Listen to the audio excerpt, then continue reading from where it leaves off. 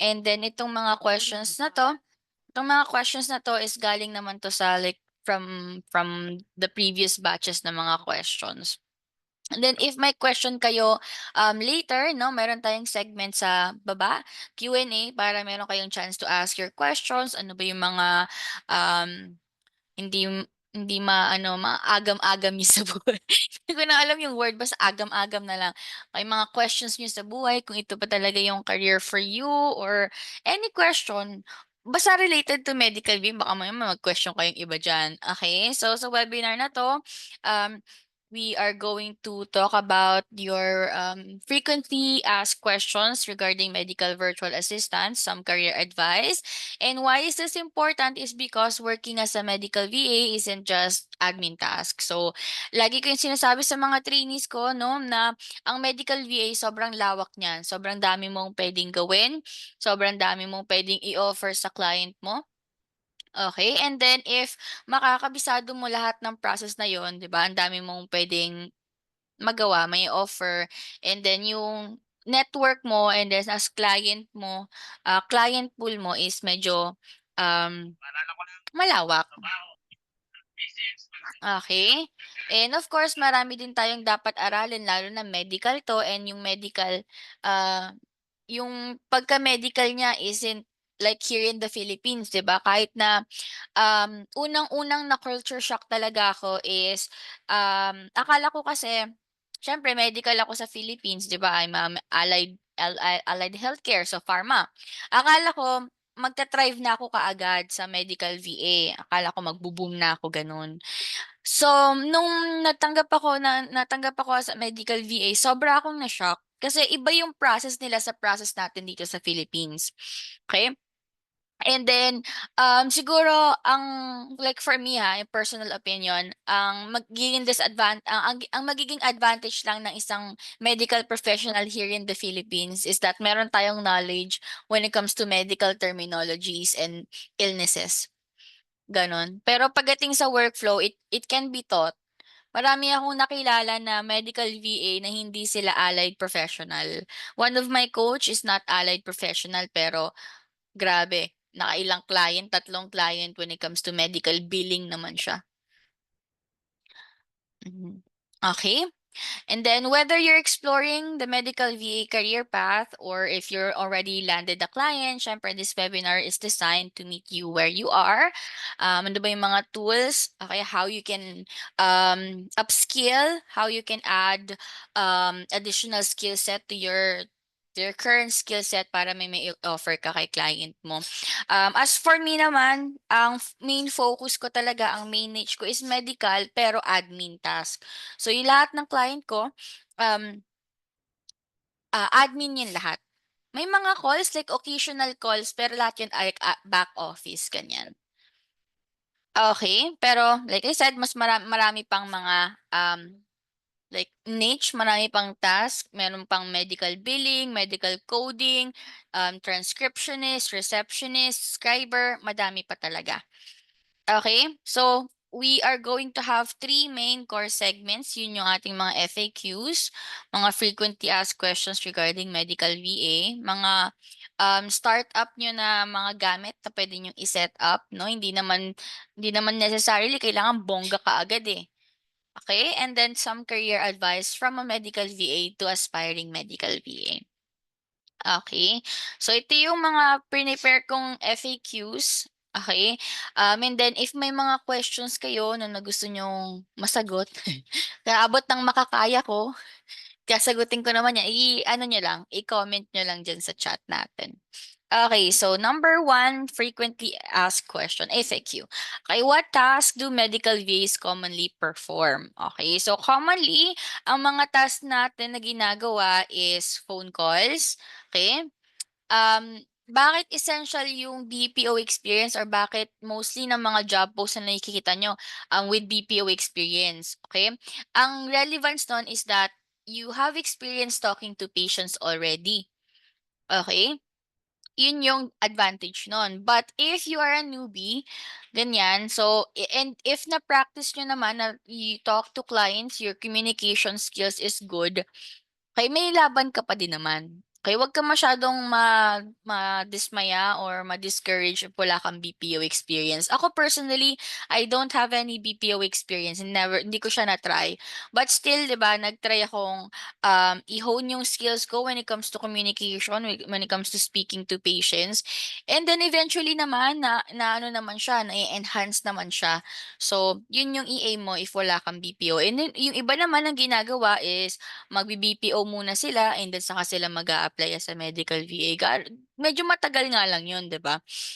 Okay, and then ano pa ang mga ginagawa natin? Mostly appointment scheduling. Okay, almost lahat ng client ko merong appointment scheduling. Okay, tinutulungan natin, kinakausap natin yung patient over the phone, and then trying to schedule them or cancel or reschedule their appointment. Okay? Ano pa ba? Documentation. So sometimes client will ask you to create documentation, to file paperworks, ganyan. Insurance verification is also one of the common tasks. No, you will call insurances to verify your patient's benefits. Na correspond to yung service na kukuhanin ng patients nyo. Sometimes you will help out providers when it comes to prescriptions, ba? And then, na-try ko once, nag-submit ako ng prescription. Under naman yun ng supervision ng nurse practitioner. Pinapasubmit nila ako ng medication. Parang nagsasign ako. Parang feeling ko doktor ako. Ganun. Yung nagsasign ako ng medication. Kung hindi naman nagsasign, nag-a-approve ako ng medication. Chine-check ko if early refill ba tong patient na to or sakto na ba, like on time na ba yung kanyang prescription? Kasi sa US, if it's not on time, um, may possibility na hindi maibigay or ma-approve yung medication. And then prior authorizations, ganyan. Yun yung mga common task na pini-perform. So, sa training namin, no, hindi lang naman siguro sa training namin, sa mga training centers pa dyan, yun talaga yung unang-unang or mga foundation na tinuturo sa inyo, like phone calls, appointment scheduling, insurance verification. Yan yung mga essential skills na kailangan yung matutunan pag nag-start ka sa medical VA. Okay, kahit yun lang nga eh. Kahit yun lang, ano ka na, pwede ka na. Okay? Pwede mo nang ilaban yan in the market. Okay? Any question regarding that? Additional question regarding that? Wala naman. Okay. Number two, do I need to be a licensed healthcare professional? Not necessarily. Okay, marami akong kakilala, marami ring dumaan sa training na hindi talaga licensed healthcare professional. Minsan kasi si client hindi naman niya tinatanong if you are licensed. Siguro dahil lang yung mga agency kasi here in the Philippines, yun talaga yung main requirement. But as for me na lahat kasi ng client ko is direct client eh. So, never nilang tinanong ano bang tinapos mo, like healthcare professional ka ba? Ganyan. Wala silang tinanong. Ang unang tinatanong nila lagi is your experience, your training, your background. Ganon. Um, ganon. Okay. What is the best way to get started without experience? Okay? So, sa akin, no, ako din, wala din akong naging experience. Wala akong BPO experience, wala akong VA experience nung nag-start ako. So, ang ginawa ko talaga is, um, nag-training din ako, but general VA muna, admin VA, ganyan. So, hindi siya medical kaagad. Tinetest ko lang muna yung skills ko kung talagang magma-match ba talaga ako. So, nag-enroll ako sa general VA training course and then nag-apply ako for admin, VA admin task, ganyan. And then, ano lang, trial and error. And then let's see kung ano ba talaga, how do we talk to people in the US, ganyan. And then, nung na-master ko na yung general and admin VA, yung mga paperworks, mga simple tasks, ganyan, saka ako nag-medical VA. Yun yung nag-work sa akin. Pero kayo, if you have a preference, yun lang yung um, advice ko on how you can get started without experience. So either enroll a training course that is specifically built for medical VA. Dati kasi nung time ko, walang ganito, walang like mga courses na nag-o-offer na medical VA, walang ganun. Kaya talaga napilitan ako na, okay, general VA muna, ganyan. Nag-try din ako mag-Hello Rich. I'm sure you're familiar with Hello Rich kaso hindi ako nag-succeed. Hindi ako nag-succeed. Anong skills po need sa general VA? At that time, ang tinuro lang sa amin is like basic social media and then your written and verbal communication skills. Sa Coach if baguhan po, usually non-voice or 'di naman. Ano, depende sa client talaga. Depende siya sa client na mala mo. Yung sa akin, initially wala siyang calls, yung natapatan ko na general VA. Puro admin like back office lang. Ginagawa ko lang nagle-label lang ko ng pictures, ganyan. And then nag-email back and forth with clients, ganyan. And then pag kasi na-master mo na yung gano'n and you're trying to look for clients na medyo mataas yung pay, saka na nagkakaroon kasi ng calls talaga. Oo. Ang pinaka-skills na need ko ang binild ko nung nagge-general VA ako is yung, written communication, grammar, ganyan. Um, yung attention to details, gustong-gusto kasi ng client yan, eh, yung very attentive ka sa details. And then, like how you create a document, gano'n. More on documentation. Ganyan. So, yung unang-unang role ko is a personal VA for an insurance adjuster. So, yung ginagawa ko is ang ginagawa niya nagpi-picture siya ng mga bahay, insurance ng bahay, and then sinasabit niya yun sa'kin and then nile-label ko yung picture na yun. So, kailangan I'm very attentive to details and then nagki-create ako ng documents for him. So, yung grammar dapat nandun siyempre kasi ano siya, eh, papasa niya yun sa boss niya.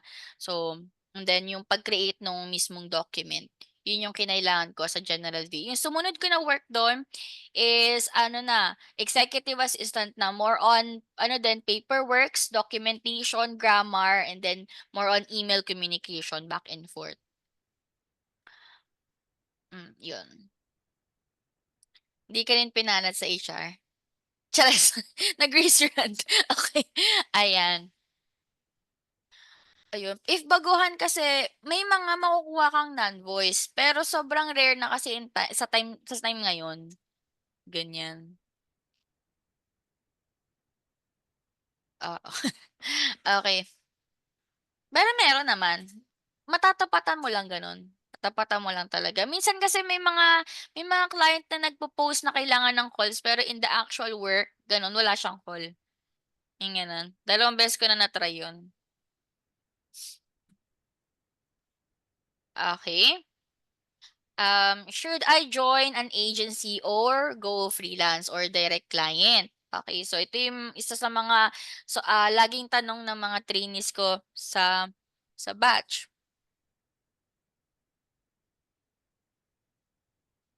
Okay, so depende yan sa'yo. Okay, depende yan sa'yo. Bakit? Kasi both naman have their advantages and disadvantages. Okay? So, if agency ka, syempre you have yung may support ka. Sila yung maghahanap ng clients para sa'yo, sila yung training para sa'yo. Yun naman yung cost nun. 'Di ba? Yun yung advantage nun. Like, ang disadvantage lang on the back of your head, meron silang cut sa pay mo in an indefinite period of time, 'di ba? Um, 'Yun naman is ewan ko, siyempre binabayad 'yun sa operational cost ng agency. Pero if ayaw niyo ng gano'n, um, like gusto niyo ng autonomy, gusto niyo ng minimal supervision, you have like control of your services, go freelance. Okay, though medyo mahirap lang maghanap ng clients is because siyempre ikaw magti-training para sa sarili mo. Ikaw yung maghahanap ng client mo. But once you get a client naman, 'di ba? Andun yung autonomy na yung kausap mo is the client itself. And for me, medyo bias lang yung ano ko, yung question, yung sagot ko is because all of my clients simula sa umpisa is direct client. So, sobrang bilis ng growth and as well as mabilis kausap si client na if you want a raise or if you want adjustments to your shift or any request, ganun, mas mabilis. Kasi si client na mismo yung kausap mo compared to agency kasi marami pang aanuhan yan. Marami pang dadaanan yan. But again, meron naman silang advantage like syempre sila magti-train and that's hard and sila maghahanap ng client for you and also that's hard. So choose your fighter, choose your poison or fighter, whatever, ganon. But both have a good advantages naman. Okay.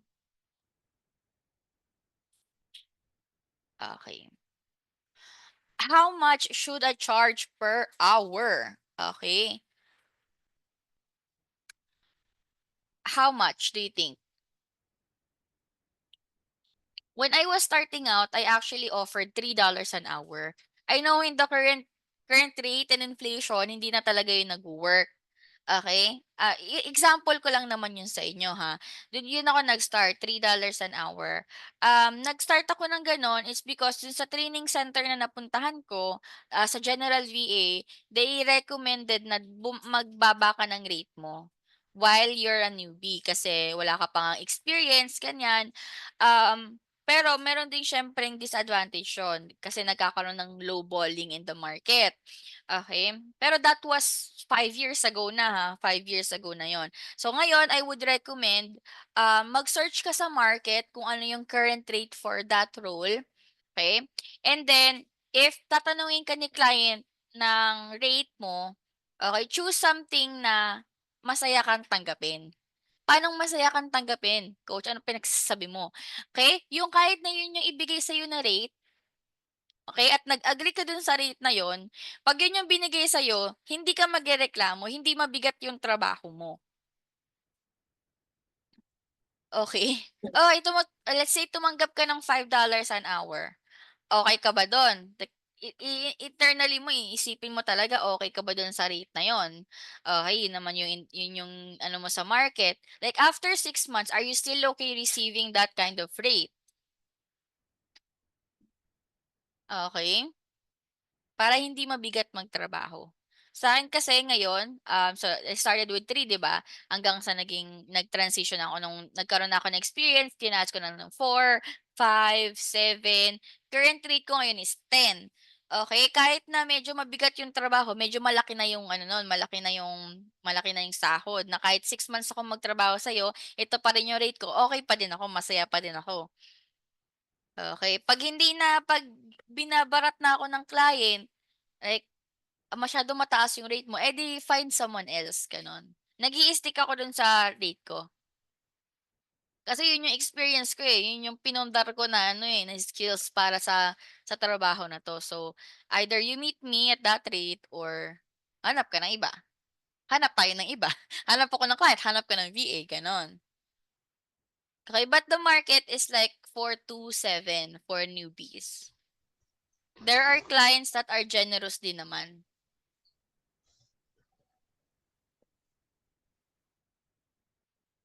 Okay. Any question?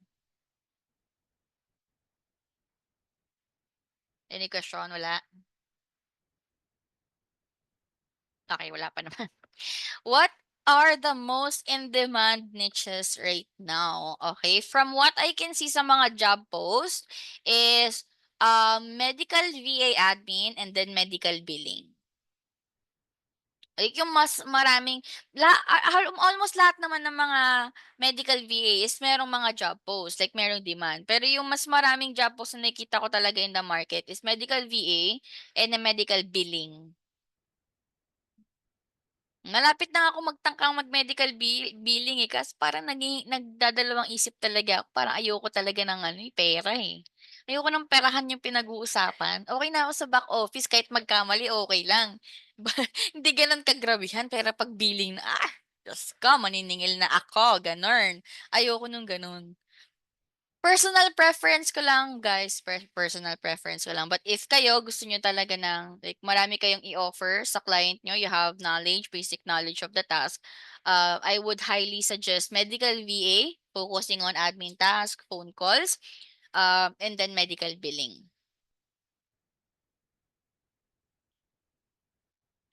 Medical coding is also good. Yung nga lang, kailangan mo mag-invest talaga ng pang-enroll. Okay? As you know, medical coding, kailangan niya talaga ng license. Okay? And license and yung pag-aaral ng medical coding is sobrang maharlika talaga. Ang lowest na yan is nasa 80K just to get the license. And merong pang fee yun every year to keep your license active. If medical billing, need po ba to learn medical coding?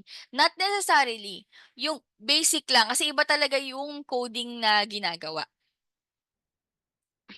Iba yung medical billing sa medical coding. Siguro basic knowledge lang when it comes to medical coding. Pero if medical billing talaga yung pinaka-goal mo, hindi naman ganun kaan. Kasi talaga pag medical coding eh. You're very welcome. Okay? Ayun. Basta may pang-enroll ka for coding classes. Go. Okay. Hindi man naman siya. Kaya mahal lang mag-aral. Okay. Coach, pag no-experience ka sa billing, saan po suggestion mo para paano ka nakikipagsabayan sa experience? Okay lang ba mag-start sa agency or freelancer agad? If wala ka talagang experience and gusto mo talagang makipagsabayan and if billing, medyo complicated kasi sa billing, ang dami kasing terminologies, hindi compared sa medical billing na sobrang simple eh. So pag sa ganyan, I would suggest joining agency, ganyan. Alam ko meron in the market na nag-o-offer ng training course. Meron din silang internship, katulad ng ginagawa natin. Meron din silang gano'n to see yung actual how you submit the billing. Depende sa ng coach, nasa 80 to 150K ang coding talaga, oo. Kasama na yung books do'n and then yung licensing, 'di ba? Yes. Sa him, ayun, coding is for him,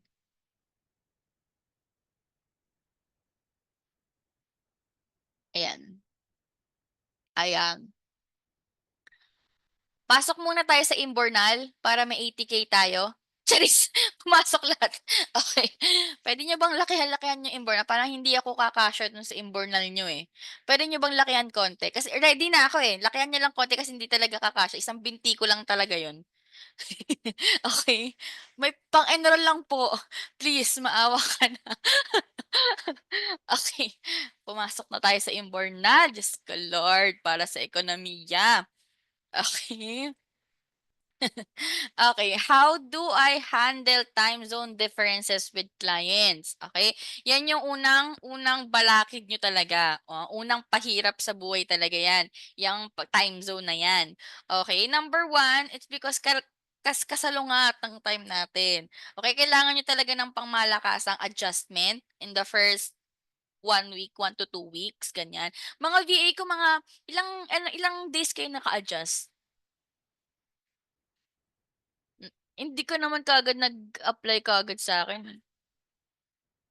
Ikaw ay di si Jen, mostly kasi ng mga ano ko may call center experience kaya mga ano lang, days lang sila bago naka-adjust sa night shift, eh.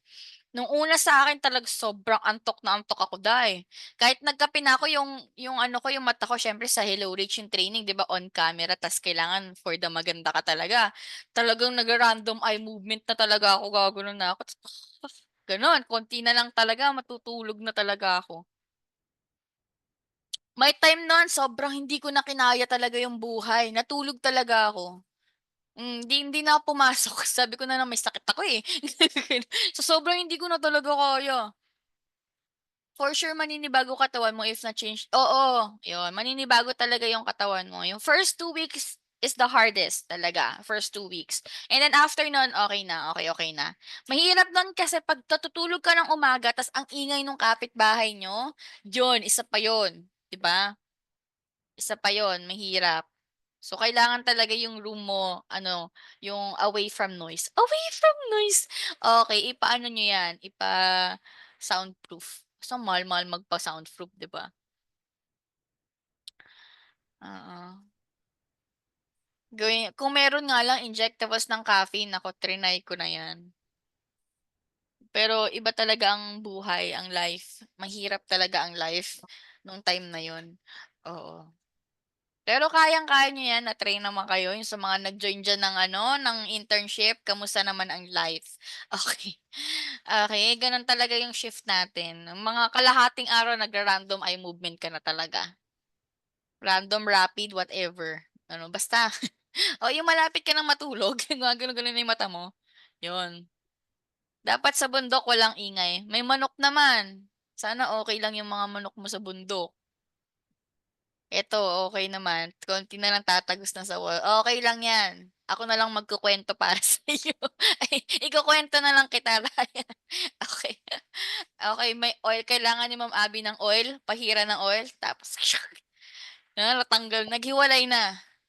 Okey, nakaka-lurky. Half manananggal pala, may vampire, may manananggal, Diyos ko. Okey. Ito naman kasi, how you handle is just, you have to adjust your body clock talaga ng pangmalakasan. First 2 weeks, and then the rest is okay na. Ang mahirap din is weekends, ganyan. Mahirap ang weekends. Sobrang hirap sa akin ng weekends, lalo na ngayon. Kasi, syempre, pag weekend gusto mong bumawi ng tulog, di ba? Pero pagdating ng Monday, sobrang hirap na hirap. Ngayon, hirap na hirap ako kasi wala pa akong tulog. Yun, kasi natulog ako ng Sunday night. Wala pa akong tulog, hindi ako makatulog, eh. Wala akong tulog ngayon ta's papasok ako ng duty ng 9 hours, 12 hours, 'di ba? Ang saklap. 'Pag nagpupuyat okey lang, 'pag nakakatrabaho yes, correct. Napunto mo 'yun Ma'am Sarah 'no. Bakit 'pag nanonood tayo ng K-drama o kaya nakikipag-chat sa mga ano natin, ka-fling-fling natin, makitsismis muna tayo. Okey, nag-mute na siya. Okey, bakit gano'n? 'Pag nanonood tayo ng K-drama, gising na gising yung diwa natin. 'Pag nakikipag-chat tayo, kinikilig-kilig pa kayo, gising na gising kayo, pero 'pag trabaho antok na antok kayo. Anong gagawin? Jowain yung ka-work charis! Ginawa yung ka-workmate para kinikilig-kilig ka habang nagtatrabaho. Charot lang, okey. What's the best way to manage multiple clients? Okey, meron ba ditong nangangarap ng multiple clients?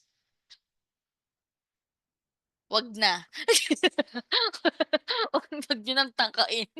Okey, puwede 'yun. Puwede naman, hanggang 2 lang, okey. Puwede naman 'yun, moonlighting.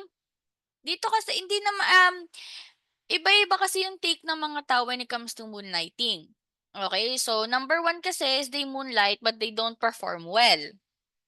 Okey, and then iba-iba rin yung take ng mga tao kasi siyempre yung mga tao they would say something like, siyempre full-time yung binabayad sa'yo ng client mo, ganyan, and then nag-aano ka ng iba, ganyan.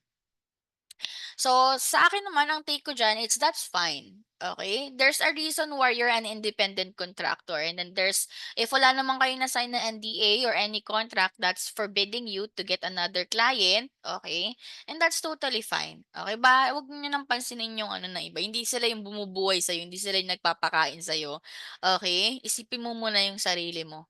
But provided that hindi mo napapabayaan yung client. Okay, yun yung yun kasi yung nangyayari, eh. Some people, they moonlight, they accept, a lot of clients pero napapabayaan, like poor performance. Okay, sa sobrang, gusto niya talagang ipagsabay-sabay lahat ng client, isa lang naman siya nagwo-work, okey, napapabayaan yung iba. Okay, mediocre. Mediocre, okay, yung, tawag nito, yung quality of work yung nako-compromise, okey? So, yung iba naman na they do a moonlighting pero nagpe-perform yung task ng maayos. Either magkaiba ng time zone o kaya naman nag-a-outsource sila, and that's okay. Okay. Depende na lang talaga yan kung gaano ka ka-desperate. Ka-desperate! Gano'n. Okey, kung makikinig ka kasi sa iba, wala talagang mangyayari. Okey, hindi naman sila yung bumibigay ng bigas para sa'yo. As long as you do your job well, okey, at wala kang ibang tinatapakang tao, okey, okey lang 'yan para sa ekonomiya. Okey, ang mahal-mahal ng ano ngayon, bilihin ngayon, mahal ng inflation ngayon.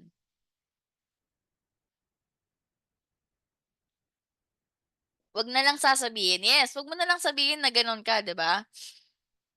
Okay, iba't ibang take 'yan, iba't ibang ano. So, for me, siyempre I have multiple clients, 'di ba? So, hindi na lang ako nakikinig sa kanila. 'Wag ka na lang makinig para hindi ka ma-discourage kung wala ka namang ginagawang mali, 'di ba? And then, okey yung trabaho mo, walang masaya yung client sa'yo, walang mali sa ginagawa mo, you're meeting the expectations, 'di ba? Okey. How can I transition from general VA to a medical VA? Okay, so diyan ako nag-ano, diyan ako simula general VA and then nag-transition ako ng medical VA. So ang ginawa ko that time is nung familiar na ako sa general VA, okay, nag-slowly akong transition by learning ano muna yung ginagawa. Ayan, 'di ba, nag-training muna ako sa Hello Rage, okay, and then nag-accept ako ng client na basic lang yung trabaho, hindi yung pang-expert, yung pang-ano lang, entry level lang. Okay, testing lang muna, trial and error, gano'n. Gano'n ako nag-ano, like ano lang, slowly but surely. 'Wag kaagad biglaan. And then I don't, overpromise yung skill set ko. Kung ano lang yung alam ko, yun lang yung sasabihin ko kay client.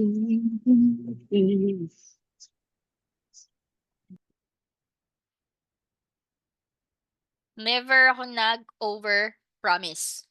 Like, expert na ako sa ganito, ganyan. Lagi ko sinasabi, familiar ako, okey? Familiar ako, gano'n lang. Para, dun pa lang nag-set ka na kaagad ng expectations with your client na ito yung kaya mong i-offer sa kanya, okey? And as well as it doesn't put pressure on you na baka i-assume ng client na ano, gano'n ka expert ka na kaagad and they will give you this task, this task, this task. Okey, at ikaw na-pressure ka na naman. Okey, gano'n. For you to avoid pressure, set expectation, and as well as, um, ayun, walang ano, walang expectation. Sorry, naubusan na ako ng thoughts. Okey, basta walang expectation sa'yo si client and then as well as hindi ka nagfe-fake. Okey?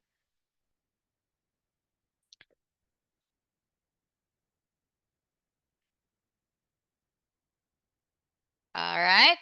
What interview question should I prepare for? Okay. So, ganyan, pag interview questions na prepare mo, lalo na baka pag direct client yan, okay. Ganyan din ba, coach, from corporate to medical VA? Hindi ako sure. Hindi pa kasi ako talaga nag-corporate. Sa akin lang ang naging corporate lang na ano ko, na experience ko is yung community pharmacist ko, 'di ba? Pero that time kasi parang wala akong masyadong involvement, gano'n. Parang hindi kasi ako talaga hindi ko naramdaman yung trabaho ko, gano'n. Hindi ako masaya sa trabaho ko that time, gano'n. Puwede din namin i-apply. Yung natutunan mo from corporate? Of course, puwede mong i-apply 'yun.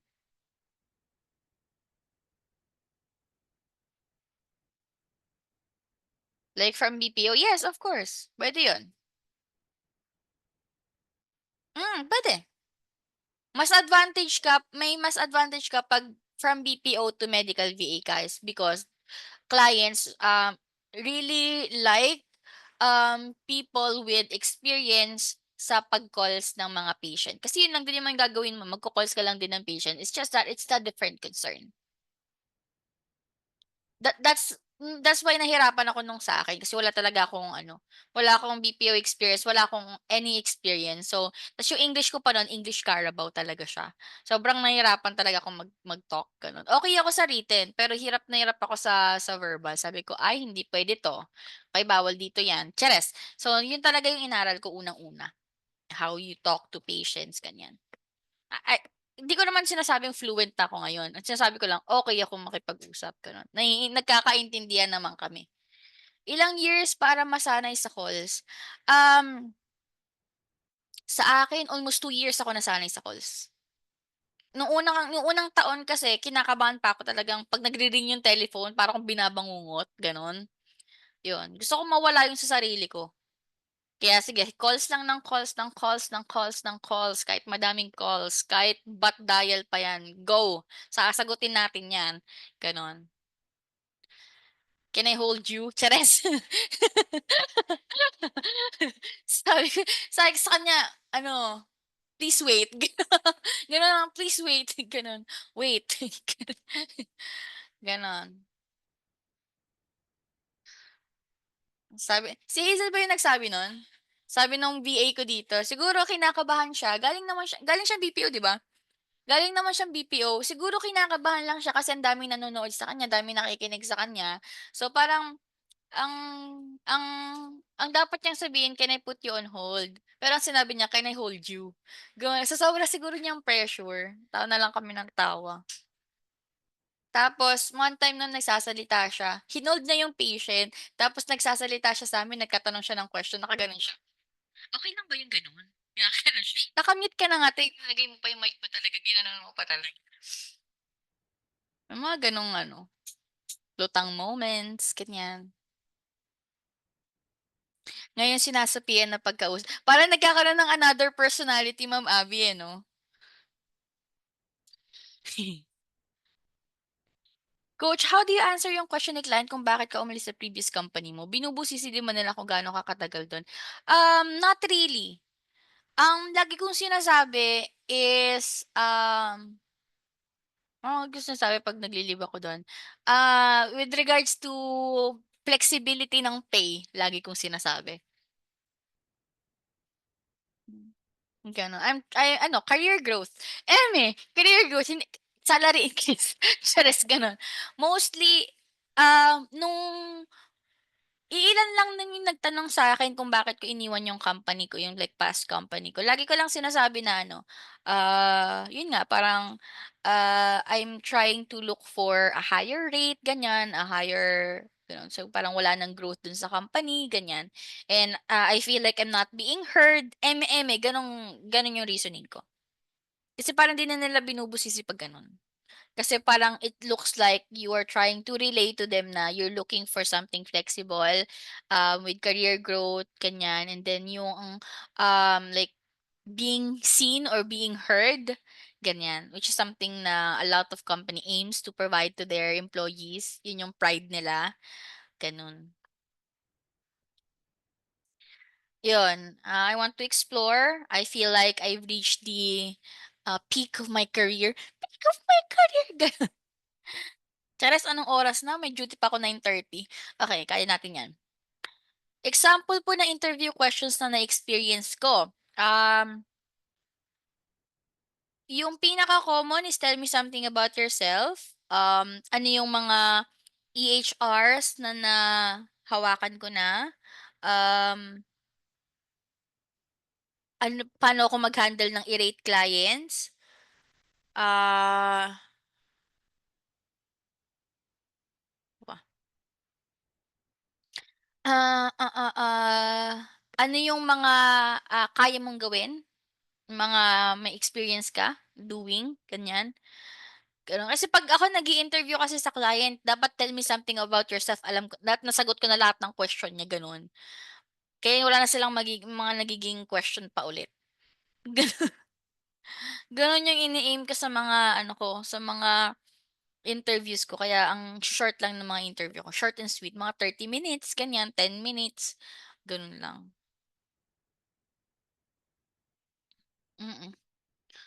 Mostly hindi na siya yung mga general, "What are your strength? What are your weaknesses?" Wala ng gano'n-gano'n 'pag ano, 'pag direct client. Mostly ano na, with regards to the job role itself. May mga behavioral or situational. 'Pag direct client wala. Mostly 'pag agency ganyan. Intro pa lang nilamunan ang mic. Yes, kailangan intro pa lang nasabi, "Wag ka ng magtanong, ako na 'to." Gano'n. Oo. Kasi bago pa lang mag-interview, nagpe-prepare na talaga ako, nang-i-stalk na ako ng client. Sino ba yung client, ano yung services na pino-provide niya, ano yung possible na maging role ko, gano'n. So, lahat yun, kini-keep in mind ko yun. So, 'pag unang question pa lang, dapat yung mga possible na maging question niya masasagot ko na para wala na siyang question. Para diretso na kaagad tayo onboarding, gano'n. Kailangan ano, you know your client. dahil nape-predict mo kung ano yung kailangan niya. 'Di ba tinuro ko 'yan kung paano 'yan. Okey, dalian na natin kasi 30 minutes na lang meron pa akong pasok. Okey, kasi naman chini-chika niyo ako, ang dami-dami ko tuloy chika, eh. Okey, saan na ba? Saan na tayo? Can I work part-time or only evenings? Okay, depende rin 'to sa client. There are clients na part-time lang talaga ang hanap and mayroong mga client na full-time talaga ang hanap, okay. Evenings, 'pag medical VA ka talaga, evenings talaga ang work mo, night shift ka talaga kasi, yun yung, time na active yung patient mo. Ay sasabay ka sa time nila. Okay, depende na lang kung ang kailangan nila is night shift ng US, which is morning sa atin, or Australian client. Australian clients, yun yung may mga morning time.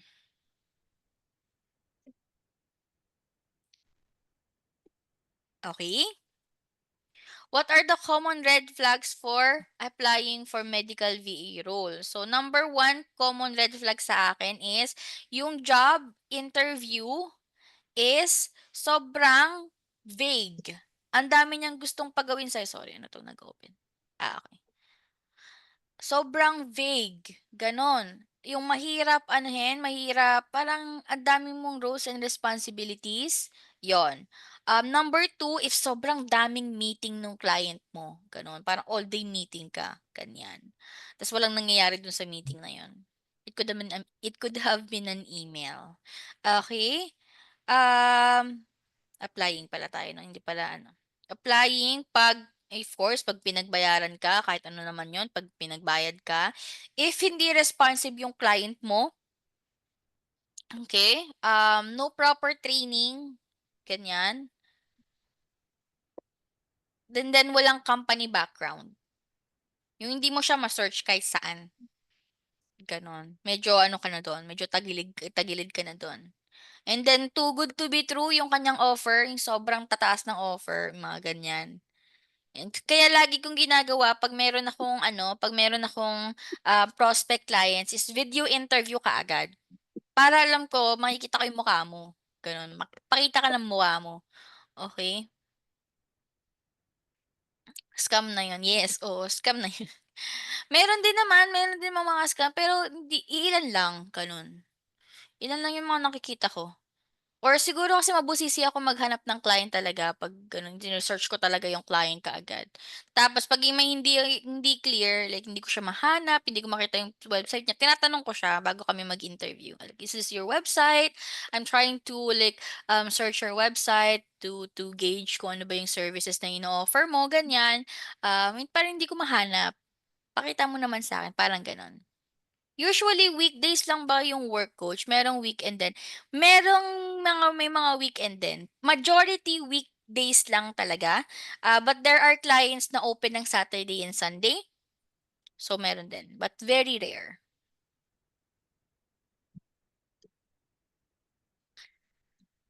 Nagka-OC client ka na, isa. Nag-try ako, parang gusto ko siya i-try, OC client. Ang gusto niya nga ang grabehan lang dun sa client na yun is, gusto niya online lang ako 1 hour a day, every Friday. Nakakaloka ka naman, anong gagawin ko sa 1 hour?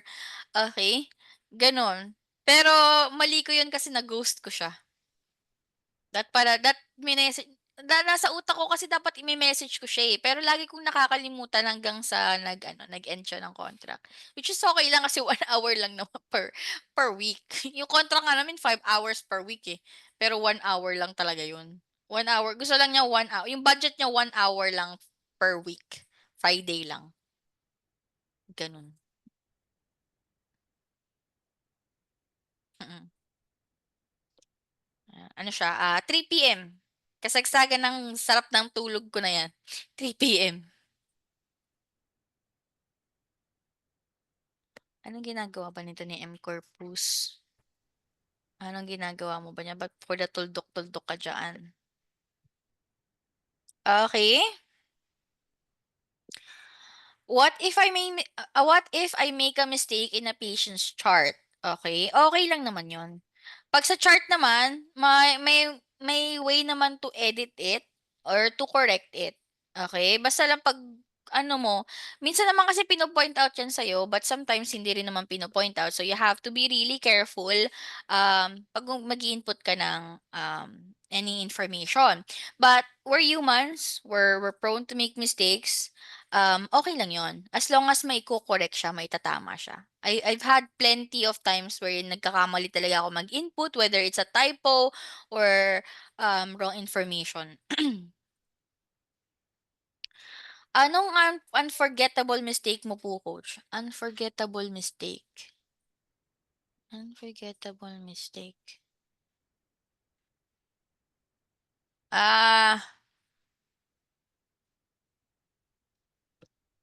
Ba't kasi easy lang to solve, eh. Ah, ito yung eto naalala ko.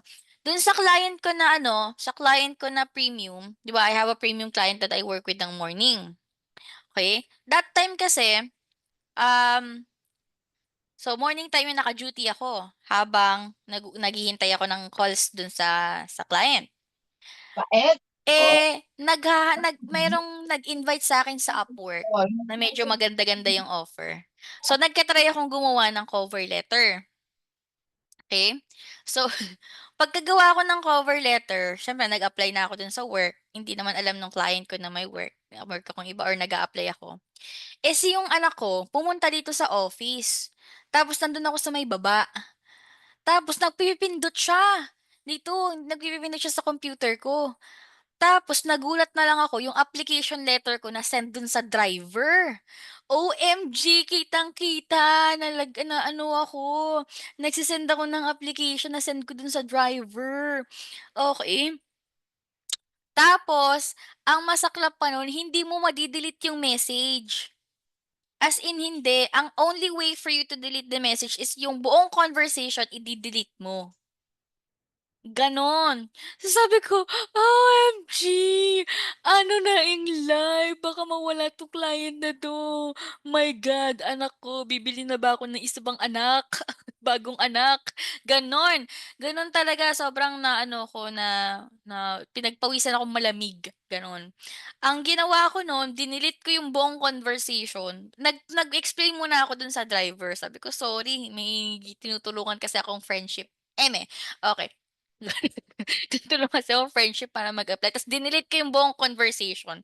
Bahala ka na mag-question basta hindi mo nakita, wala kang nakita, gano'n. Thankfully lumagpas naman siya, okey, na ano naman, na-survive naman ang life. Basta yun yung hindi ko talaga makalimutan, nag-apply siya.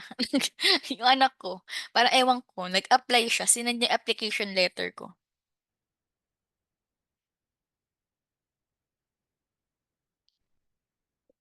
Sa client naman, when it comes to being a medical VA, um, mostly when it comes to instructions. Yung clients kasi sometimes siyempre pa-chat, 'di ba? It's prone to misunderstanding, ganyan. So 'pag may mga gano'n, ang lagi kong ginagawa is nag-i-screenshot ako. Mm. 'Wag ako, may screenshot ako, gano'n. And then 'pag natutunan ko na 'pag may mali ako, hindi ako puwedeng yes lang ng yes sa mali ko, gano'n. Kailangan kong aralin yung mali ko and then kung talagang mali ko ba talaga siya. 'Pag hindi ko mali, ipaglalaban ko 'yun. "Ito screenshot ko 'to, ito yung screenshot ko, ito yung sinabi mo sa'kin, ito yung ginawa ko." Gano'n. Natutunan kong ano, lumaban. Lumaban! Okey, gano'n. Gano'n. May mga times kasi na hindi naman talaga sila reasonable pero, um, gano'n. May po-point out sila na mali mo, pero hindi mo naman mali, gano'n. Pero kung yes ka lang ng yes, they will think na mali mo talaga siya. And I don't like that. Gusto ko lumalaban ako. Lumalaban! Gano'n. Okay, let's go. Um, Saan na ba ako? How long does it take to feel confident as a medical VA? Mga sa akin around 2 years, 1 to 2 years. Mm. Daming aaralin, eh. 1 to 2 years bago ako naging confident. Okay, can I still be a medical VA without prior medical experience? Yes, you can. It's just that it's hard to get clients and hard to prove yourself. But pag nandun na yung skill set mo, like na-build mo na siya, na alam mo talaga yung foundation, how it really works, and how, you can explain to your clients na alam mo talaga siya kung paano siya gawin, yun. Yun yung what matters.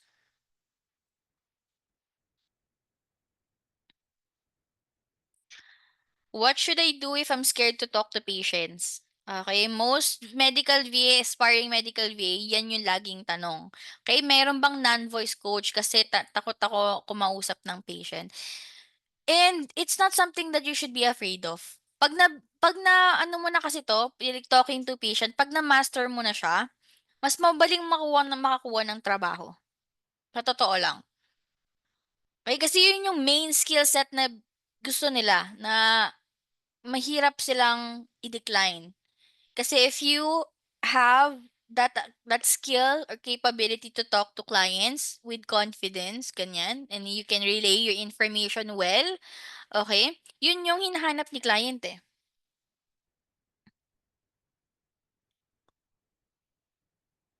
So, if tatakot ka, I would highly suggest you start working on it. Kung hindi naman talaga, pagpipilitan mo talaga yung takot mo lang naman yan eh. Kaya ma-overcome mo naman yan eh. Pag pinagpilitan mo magpakahirap ka humanap ng non-voice na client. And I can assure you, mahihirapan ka. It's because most medical VA work, meron talagang calls. Kung hindi man calls yan sa client, calls with insurance, calls with pharmacy, calls with laboratory, andyan. And 'pag nakuha mo na kasi talaga yung skill set na okay ka kumausap ng patient, ng client, um, mas madali makakuha ng client, to be honest. Yan yung unang-unang skill na dinevelop ko sa sarili ko, how you talk confidently sa client in a way na alam nila parang nafi-feel ka nila, gano'n, na close kayo. Close kayo! Okay, gano'n. And then mas madali ako nakakuha ng client, mas mabilis. Okey, alright.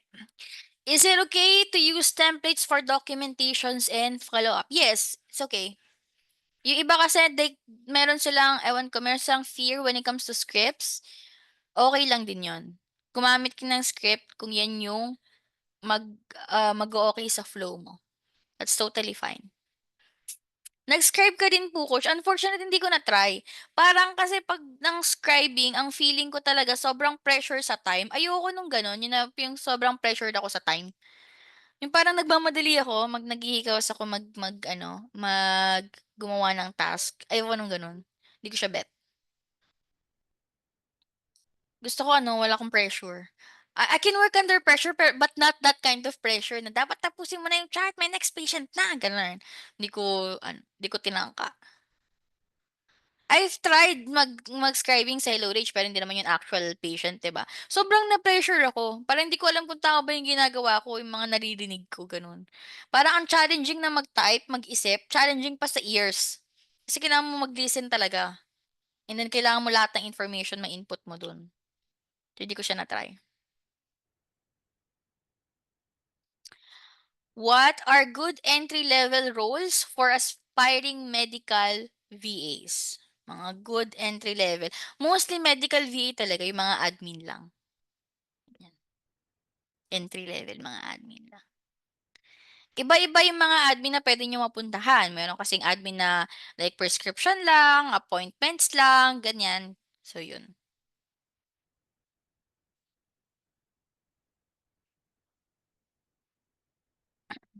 How do I explain what a med VA is to potential clients or family? Dito naman bakit pa nasama 'to? Hindi mo na hindi most client naman hindi sila nagtatanong. Mostly ang tanong when it comes to this one is like, as a med VA that has experience to past clients, anong ginawa mo from that client, gano'n. Yun yung mga tanong. Anong ginawa mo? Like, As a medical VA, what work did you did in your last work? Ganyan.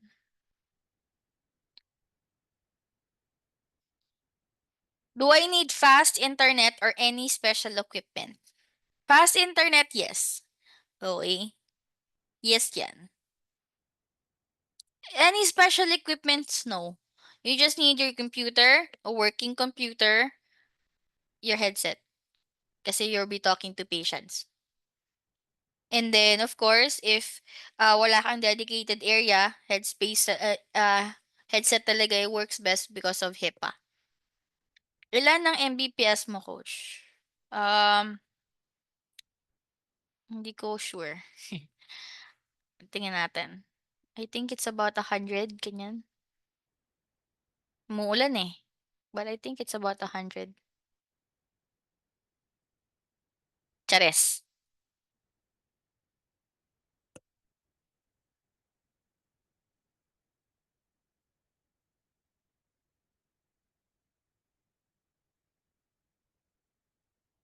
Ayan po siya. Ang OA naman, parang hindi naman makatotohanan 'tong nire-record nito.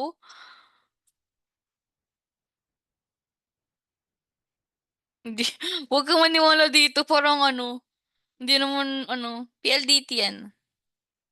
Parang hindi naman makatotohanan, eme.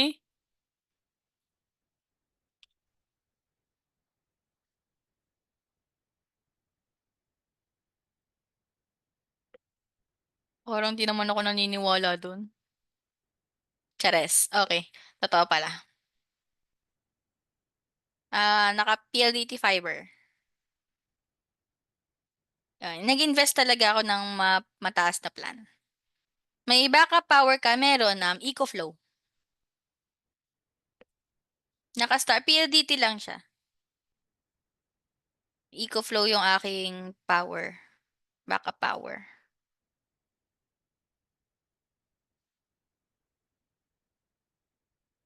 Sa internet, dito kasi sa area namin, very rare magkaroon ng internet connection issues.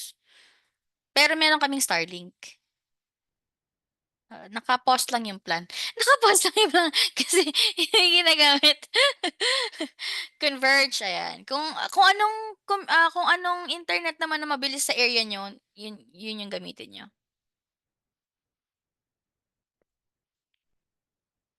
Nag-reply na yung client ko. Ayun na, nag-reply na siya.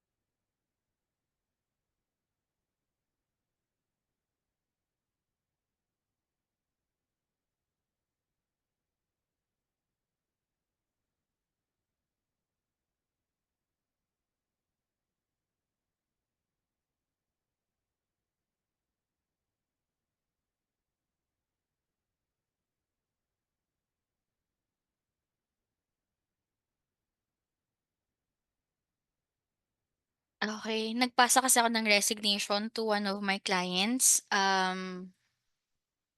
kasi hindi na kaya ng time. Coach, 'pag nag-power outage dapat may backup ang PLDT mo ang PC mo? 'Pag may power outage naman, itong PC hindi na namin ginagamit, more on laptop na kami. Hmm, more on laptop na,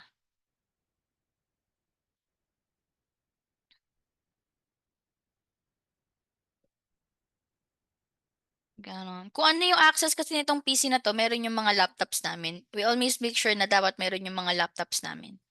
So, yun yung backup namin.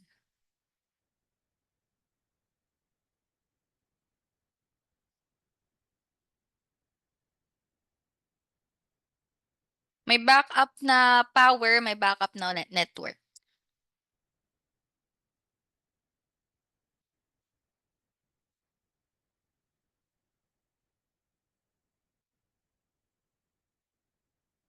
Okay.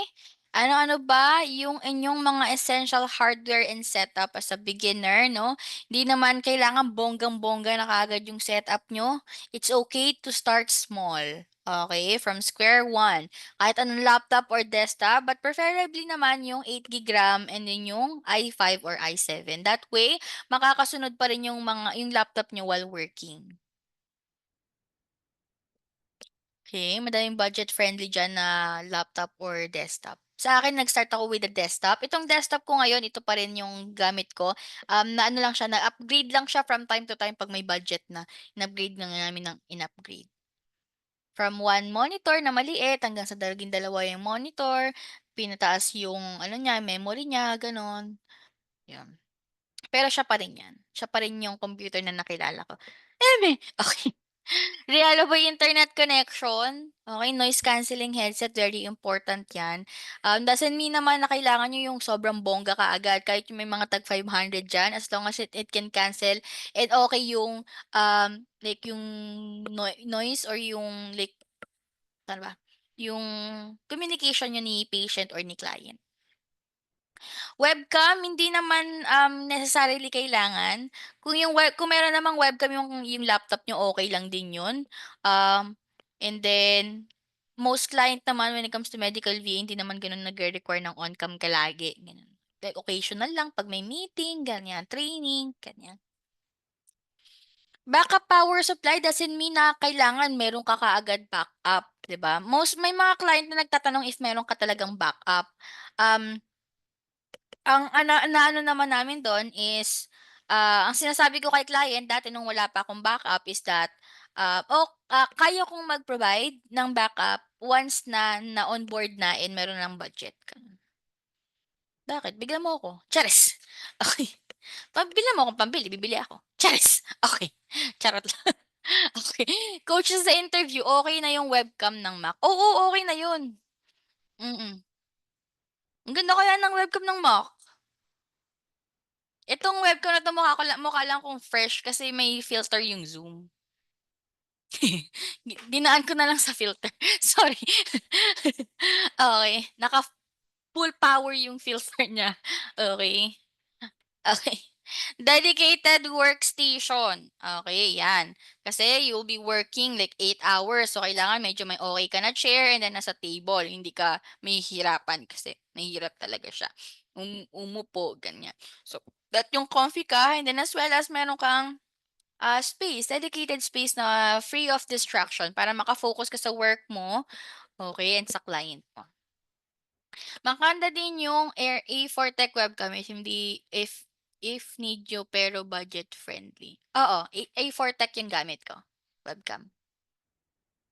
A4 Tech na webcam yung gamit ko, nasa 1K 'to, 1K. Oo. And ano siya, matagal siya. 5 years ko na siyang ginagamit. Ito yung unang webcam ko, hanggang ngayon ito pa rin yung webcam ko. Charis! Okey. Maganda naman siya, 1080 naman siya, mukha naman akong clear. Mahirap lang 'tong webcam na 'to 'pag Zoom. Kasi 'pag Zoom, nagti-training ako sa client ko nagti-training ako sa client ko ta's maglalagay ako ng background, tignan mo. Ito yung problema ko dito sa A4 Tech na 'to, eh. 'Pag maglalagay ako ng background, kinakain din ako ng background. Like tingnan mo 'to, tinaran! Oh, 'di ba? Background, pati ako ginawa niyang background. Oh, Mother Nature, 'di ba? Pati yung headset ko ginawa niya talagang ano. Kailangan mo kasi yung pindutin yung green screen, eh. Kailangan talaga for the effort ka talaga sa background, oh. Oh, nasa space na ako guys. 'Di ba? Kinakain niya pati yung ako. Okey. So, wala na lang akong background. Okey, tinry ko naman, eh. Sinubukan ko naman talaga, nilabang ko naman, eh. Ayaw lang talaga niya talaga, oh. Nag-try ako. 'Di ba ang ganda-ganda 'pag may background ka sa Zoom nagtuturo ka, pero tingnan mo naman ang itsura. Okey, ganyan. Oh, 'di 'wag na lang. Okey, tatanggapin ko na lang. Ayan. Kaya sana yung gawin nating none. Okey, baka 'di ba? Yun lang yung problema ko dito sa webcam na 'to. Hindi niya ewan ko kung webcam ba talaga or anong problema, basta yun. Okey, basta kinakain niya ako. Alright. Second monitor, okey, doesn't necessarily mean na kailangan niyo kaagad ng second monitor. Okey, puwede 'yan 'pag may pera ka na, okey. Magagawa mo pa rin naman yung trabaho mo kahit wala kang second monitor, medyo mahirap-hirap nga lang, okey, pero magagawa mo pa rin naman yung trabaho mo.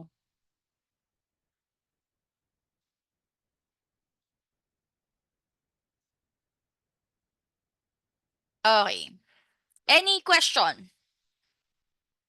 Okey, meron na lang ako mag-o-online lang ako saglit lang.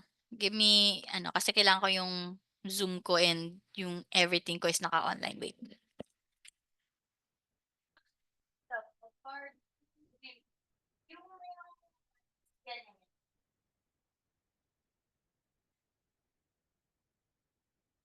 Mag-online sa work, work, work. Work, work, work, work, work. Hala, walang charge. Hindi mo chinarge card. Dito. Okay na, may charge. Charot lang kita. Marunong mag-open. Huwag mo muna akong iwan. Charis! Ako mag-online.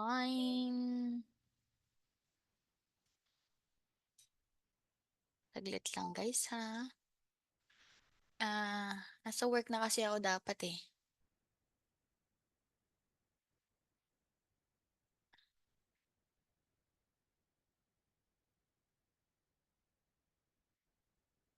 Kailangan ko lang naman siya i-online.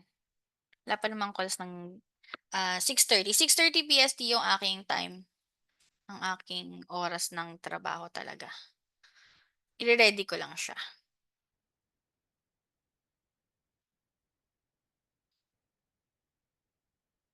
Kasi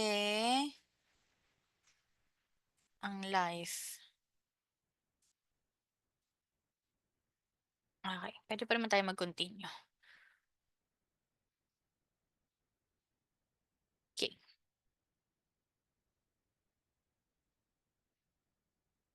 Okay.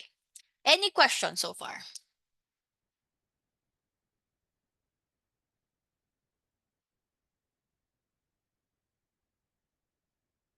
Any questions?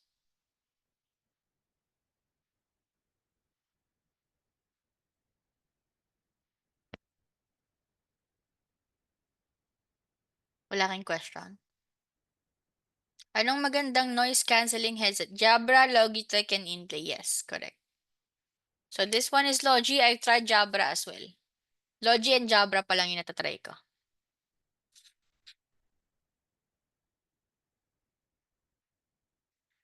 Okay, any questions?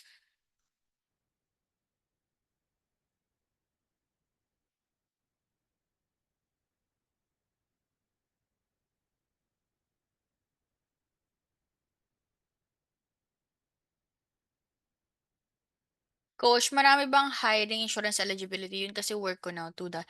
Maraming hiring insurance eligibility. But you can offer a higher rate than that. Puro calls yung eligibility mo or may portal ka naman?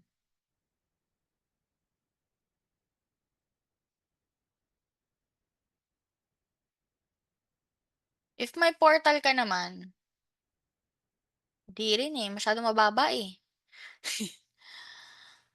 Try to negotiate your rate. Lahat po ng portal ng insurance, ayun. Okay. And then may calls. Ang baba pa rin eh. Try to call, like, try to apply. 9 doctors, grabe naman yan. Sobrang dami namang 9 doctors na yan. Ilang patient yan? Sobrang dami ah. Opo, may calls yung mga ang hirap niyan. 30 patient per doctor, grabe naman. Try to negotiate your rate. Ang baba niyan, ang hirap mahirap yung part ng eligibility kasi ang hirap i-reach ng mga insurance and madami.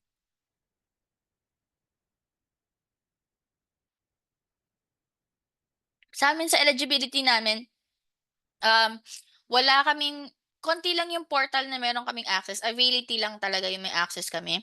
And then yung amount of lahat ng insurance eligibility namin is calls. I can only do 10 max, max na yung 15 a day.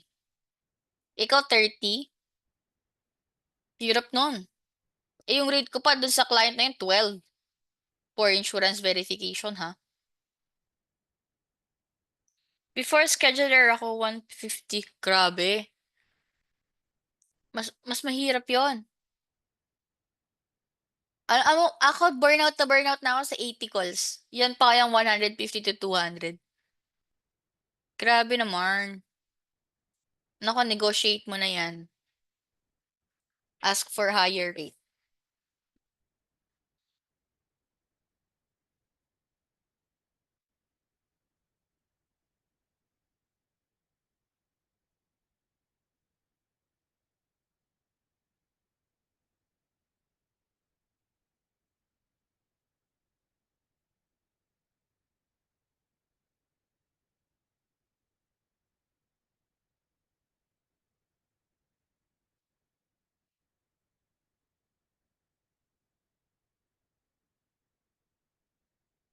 Grabe talaga. Oo. Masaklap yun ng Monday kasi siyempre ang dami 'pag Monday, 'di ba? Parang 911 ka niyan, mas malala pa nga sa 911. Grabe naman 'yun, ngayon lang ako nakakita ng 150 to 200 calls. Nag-o-overthink ako Monday. Ako hindi na ako mag-o-overthink 'te, aalis na ako diyan 'te. I have the necessary experience naman para ano, maghanap talaga ng ano, much better.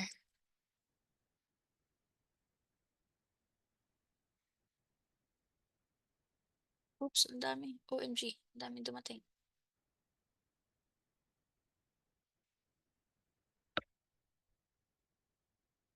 Yeah.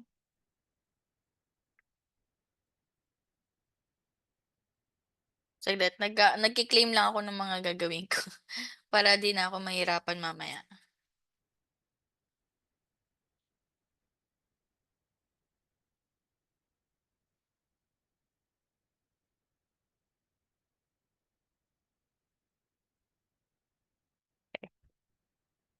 May internship po later, wala na po kasi 'di ba kanina sabi natin magjo-join tayo sa next batch na lang. Yes, exploited yun, ano yan, slavery. Slavery! Wow, big term. Charis! Okey, wala. Gusto mo ba ulit diyan, tayo na lang dalawa? Charis! Okey. Grabe ka naman diyan, 2 weeks na yun, 'di ka pa ba nagsasawa? Gusto mo ba? Charis! Okey. Parang kang si Dana. Nandito ba si Dana? Dana, ikaw ba yan? Tago natin siya sa pangalang Dana and Lindsay. Oh, yan na nga. Tingnan mo ang sinasabi ko sa'yo eh. Asan si Lindsay? Wala. Inactive pa siya. Baka nagre-repair siya sa internship. Wala ng internship mamaya. Alright, let's go. Career advice for medical VA. Ito kayo mag-duty na. Okay. So, ay, ang grabe. O yan o, di ba 20 to 50 calls a day lang. Grabe naman yun. Appointments, pag cold calling talaga, amatic yan 50 to 150 calls. Mm. Kasi 'pag cold calling is like meron kang list of people na tinatawag mo and they have like hindi mo alam kung saan nanggaling yung calls, yung leads na yun and you have to really call them. Mahirap talaga 'pag appointment setter. Coach, what to expect po sa intensive training na in-offer niyo po, yung may internship? What to expect daw guys? Charis! Tinanong. What you can expect po is like, you have 5 days of training for medical VA. So from appointment scheduling to EHR navigation to all of the back office task. And then you have two telemedicine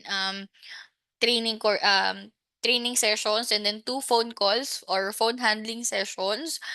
And then 2 weeks of internship wherein you shadow a medical VA and then see what it's like in a real life experience, ganun. Kala ko extended ang internship.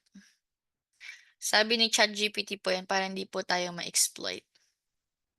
Ayan. Required to meet a quota. Yes. Miss kita, coach. Ano ba? Charas. May morning internship po ba just in case? Wala po kasi mostly nighttime po kasi talaga yung ano, yung calls ng mga people of the USA. Ganun. For the nighttime lang talaga siya.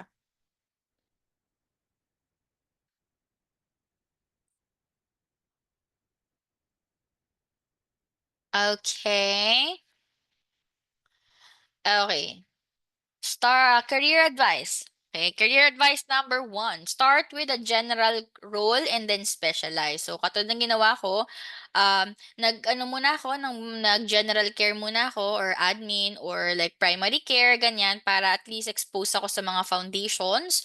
And then saka ako nag-specialize into mental health, weight loss, ganyan. Okay, build a tailored resume. Alam nyo yan, tinuro ko yan sa inyo. Build your resume, no? One resume per job post. That way, you have a higher chances of winning. Winning. Okay? Take a structured training course. Okay? Hindi ko naman sinasabi mag-take ka ng course sa akin, no? There are a lot of training courses out there, whether it's for medical VA or medical billing or coding, whatever you want. Marami dyan. Okay, na that will help you with the training course. Okay, that way may idea ka, hindi yung sabak ka lang ng sabak. Okay, create a sample work or ito yung tinatawag nilang portfolio. So some VAs, lalo na sa mga newbies, nagagawa sila ng sample portfolio wherein nilalagay nila doon yung mga recordings or mga sample intake form, sample chart notes, sample appointment flow na ginawa nila. So I had one VA na gumawa nito. Ang ginawa niya is yung kanyang EHR navigation, pinakita niya sa client niya and nakakuha siya ng work. Um, Earn a HIPAA certification, always yan, di ba? Day one pa lang natin, meron na kayong HIPAA certificate. That's very important. Okay, every year, kailangan nyo mag-take ng ganyan. Now, if may budget naman na kayo, go for yung mayroon talagang bayad na nasa 1.5 something. Kasi yun, mas ano yun, mas maganda. Okay? Develop soft skill, ayan. Okay, hindi lang kayo puro dun sa mga technical skills nyo, no? Focus din kayo sa mga soft skills like your empathy, your time management, problem solving, ganyan.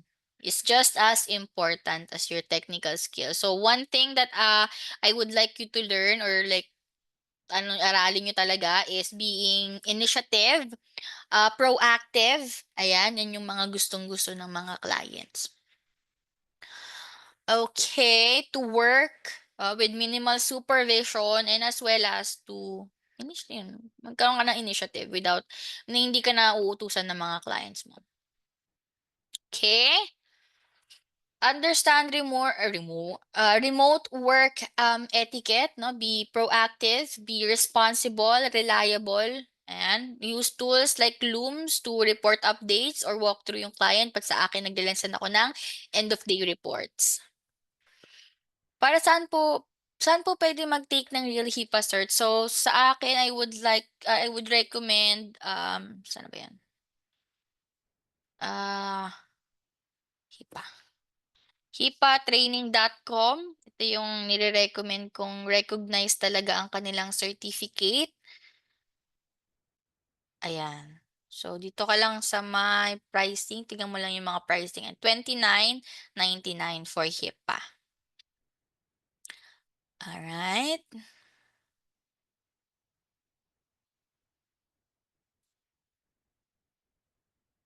Okay. 2 years po ang validity dyan. Alright. Okay. Another tips for you or advice for you is that keep learning, okay? Keep upskilling, okay? Kung alam mo na mag-scheduling, okay, baka meron ka pang may hindi alam. Okay, make sure to refresh your knowledge every time. May bago yan. May mga bagong procedures and protocols na matututunan ka every time. Okay, same with your appointment, scheduling, your new patient intake, ganyan. So, make sure you cover a lot of those protocols, a lot of those new things. Okay, that's how you keep updated. You keep yourself updated. Okay, hindi yan one process, one general process. Marami, iba't iba yan. Iba't ibang per practice ang paggawa ng mga task. May mga nababago diyan from time to time, and I suggest you learn that. Okay. Ano po ang mga free AHR na puwedeng pag-practice? Sabi nila nakagawa sila ng account sa Dr. Grono. Try mo, maganda rin 'yun. Simple practice, puwede ka rin gumawa ng account. Okay. Avoid red flag clients, na-discuss na natin 'to kanina, yung mga say no to job with vague roles, hindi mo alam kung ano talaga. Payment delays, ayan, and then yung mga contracts. Pagdating naman sa contracts kasi you can ano talaga, you can, um, it's either you can suggest it to your client pero oftentimes talaga walang contract. Okay.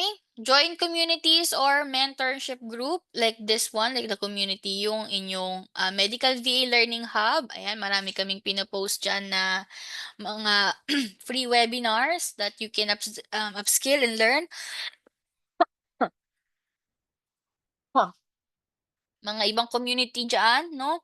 Um, Pwede niyong pag-joinahin though may medyo toxic lang yung ibang community but still meron pa rin namang knowledge from time to time. Okay, volunteer or shadow when possible. Ayan, may mga internship opportunities out there. Medyo maharlik ka nga lang, pero at least, no, you can gain knowledge on what's really happening in real time. Coach, kami po nagre-repair ng contract or si client. May mga client kasing tamad talaga. Yung ayaw nila mag-prepare ng anything. So, for your protection, if you really want a peace of mind, ganyan, pwede ka mag-prepare ng general contract.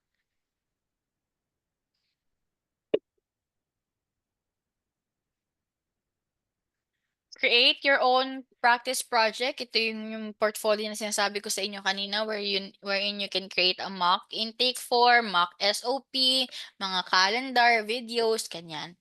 That can initiate or yung parang show your skills, showcase your skills. Yan, portfolio. Okay? Take rejections professionally. Always yan. Always tayong may rejections in life, not just medical VA. Okay? Nahirapan din ako. I've submitted a lot of resumes talaga, a lot of application. I receive a lot of rejections. Pero syempre, hindi naman pwedeng tumigil ang mundo natin. Okay? Laban lang ng laban, no? Ang lagi ko lang take dyan is every time mayroon akong interview, that's like a practice for me. Sa akin ang ginagawa ko sa interview ko nire-record ko. Meron akong, Fireflies or Otter AI, nagre-record siya ng meeting. So, it can record my meeting. So, para pagkatapos ko pinapakinggan ko yung ano, yung meeting saan ba ako nagkamali, saan ba ako kailangan i-improve, ganyan. Meron gano'n. Try niyo din. Baba. Be ready to learn clinic workflows, ayan, very important 'yan, yung mga that familiar kayo sa mga clinic workflow, lalo na sa mga mag-a-apply sa LOH dito, meron silang mga protocols na, kailangan mong sundin when doing phone calls. Okay, iba't iba 'yan per practice, but the main gist is there. Okay, and stay organized. Anong top 5 medical VA agency for you? Hirap, eh.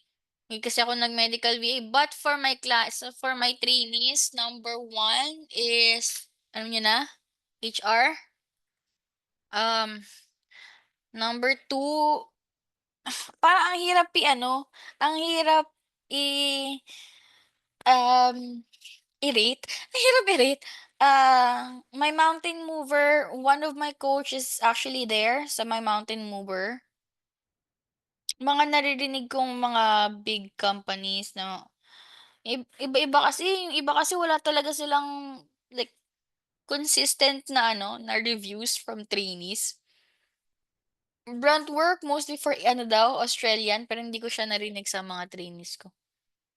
Yung ibang mga trainees ko kasi after the training, so before the training, they would want to enroll or apply sa mga agencies. Ngayon, after ng training course, gusto na lang nila mag-direct client.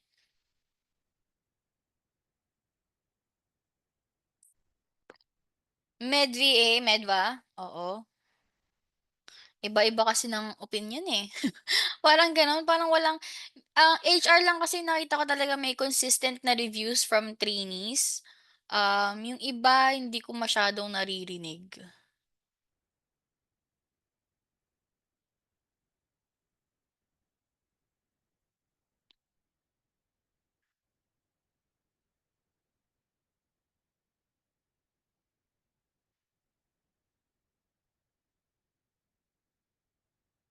Regarding scope creep, what if nagdagdag ng task other than na nasa job description sa contract? How do you handle the ask for a raise or send the client my updated contract? Um, Iniisip ko muna pagdating sa ganyang question, that's a really good question. Iniisip ko muna kung kaya ba ng client ko mag-raise. If yung working relationship namin is okay, iniisip ko din yung kapakanan niya. If I ask for a raise, does my client have the capability to pay me? Without question. So yun yung una kong tanong sa sarili ko. Um, is that task like hindering me from doing my current workload?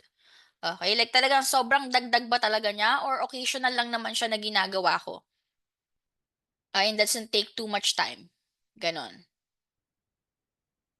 Um, if that's so, if for example, yes, may client has the capability to pay and yung workload is nakakahinder siya from doing my daily activities, then yes, I would ask for a raise and then I will send the updated contract. But if in the event na hindi kaya ng client ko kasi syempre isipin mo rin naman yung client mo, 'di ba? Um, Parang I will do a trial period. Okay, try ko siyang gawin. But if in the next 2 to 3 weeks it will hinder me from doing my original roles and responsibilities, I would need you to delegate some of my current responsibilities to other people so that I can do this job.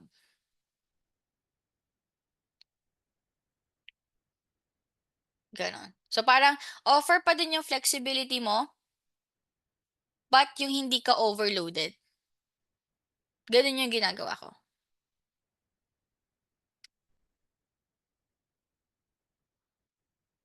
And that actually works for my client.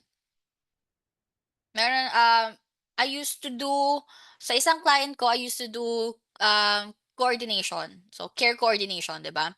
And then eventually nagdagdag ng task. Um, and that task takes a whole lot of my time, like 3 hours per day tinitake nung task na 'yon. Ni-raise ko 'yun sa ano ko, sa boss ko. Like, "Boss, wala naman akong reklamo, but this task is taking up like 3 hours of my day. So, this doesn't allow me to do my responsibilities. Is it okay if you can um take some of my load to another person so that I can do this job effectively?" And then nag-okay naman sila. And then if not, I would ask for a raise. This responsibility is not in my current work, ganyan, not current my current scope, ganyan. Pag nag-onboard ka na coach, ino-orient ka naman sa organization, mga kasama mo, yes, of course, always. Meron lang akong, like 10% of my current clients na hindi na ako in-onboard. It's because, wala na silang time to train me, and it's fine.